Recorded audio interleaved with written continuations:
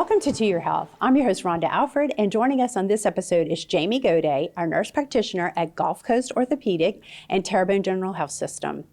We will discuss fall prevention for older adults and the steps to take to stay safe.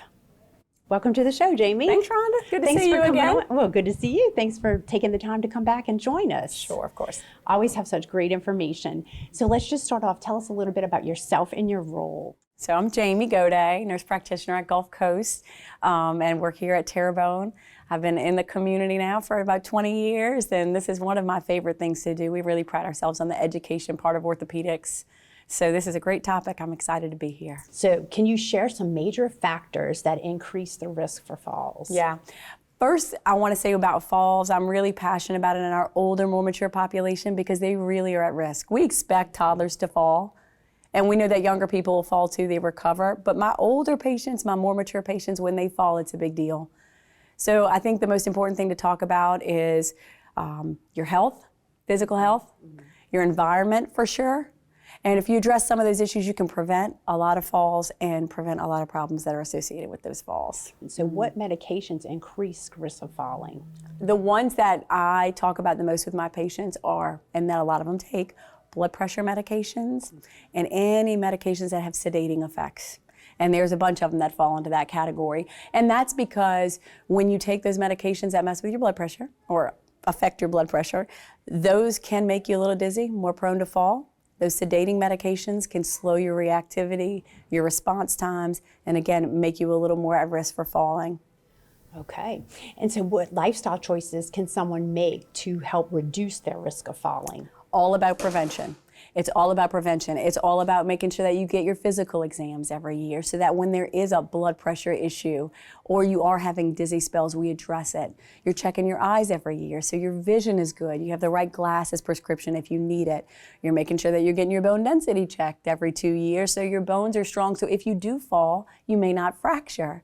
And then your overall diet, well-being, physical activity, if you keep those things in check, you're less likely to have an unintended fall and bad outcome. Okay. And I'm sure exercise is a little bit. Yeah, physical activity is mega important. And it doesn't have to be in the gym like an hour lifting weights.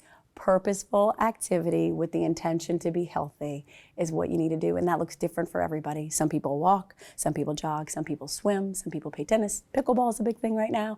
Just purposeful activity with the intention to remain healthy. Okay, and share some tips on how to fall-proof your home. So I am not a fan of rugs. They are beautiful, but they are risky because you can get caught, your shoes can get caught on the end of them and you can trip. So the first thing I say, rugs are cute. If you love them, put them on the wall. You can see them all day, but really not a good idea on the floor. In your bathroom or your kitchen, but mainly the bathroom, slippery areas where it's going to be wet. You need slip-resistant rugs. Handles near your toilet, in your shower. Those things can help you if you do lose your balance or you need to hold on to something, those are there. If you do have a spill in your house, clean it up right away. I'm going to get to it in a second. And lighting. You cannot avoid what you cannot see. So if you have dim lights in your house, you're going to hit the end of that coffee table. Clutter. It's a big deal. Look at those paths that you have from your kitchen to your living room, bedroom, bathroom, from your car to your door to your mailbox.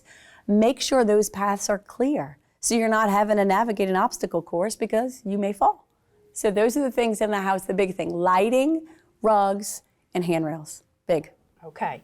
And what can happen after a fall? Bad things, Rhonda. Really bad things. But after a fall, the things that we see in the orthopedic clinic, unfortunately, a lot of fractures, right? Not only that, but it strikes fear in you. When you have a fall, then you become uneasy. You lose some confidence. It makes you nervous, and that can make you more vulnerable for another fall. But after a fall, broken hips, broken wrists, back fractures, especially in our osteoporotic population. So with a fall, that's why we're most concerned because those injuries can cause really, really long-term bad effects for people. So what are some of the steps that someone should take after a fall? Stop. When you fall, just stop for a second. Catch your breath. If you're in the middle of the fall, I say don't reach out and try to stop it because a lot of times when we see hip fractures, because people are, wrist fractures, we're reaching out and they want to stop it and then boom, they break a wrist. Fall gracefully if you can on your side, on your bottom, but after you fall, just stop. because did you fall because you tripped? Did you fall because you got dizzy? If you try to change positions really quickly, you could make it worse. Take a few deep breaths, assess where you are. If you can call for help because somebody's in the house, do that. If you can crawl for help because you're alone and you need to get to a phone. We're in a day and age now where we have these bracelets, these necklaces where you can press the button and it'll alert the emergency team. Those are great to have if you live alone and you're elderly. But the biggest thing after a fall is just stop for a second. Collect yourself, take some deep breaths, and then assess what you have to do. Okay. And how do you educate your patients about fall prevention? So we talk about rugs, drugs, and pets in our clinic. So we've already talked about rugs. They're just not a good idea on the floor, especially if you have any assistive devices, walkers, canes, crutches, scooters. They're just not a good idea. We talked about medication, new medications, any blood pressure medication, any sedating medications. You got to be real careful. And then pets. I love them. I have pets. However, little bitty pets can get under our feet, and I see so many times during the year people fall because they're walking their pet or it got in between them. Put a little something, a little bell on the collar, something that lets you know that the little animal is there. And that way when you hear jingle, jingle, you stop, let the jingle stop, find out where the animal is, and you will less likely to trip over them and have a bad result. For more information about fall prevention, visit tghealthsystem.com. Thanks for joining us on To Your Health. I'm your host, Rhonda Alfred, and I'll see you right back here next week.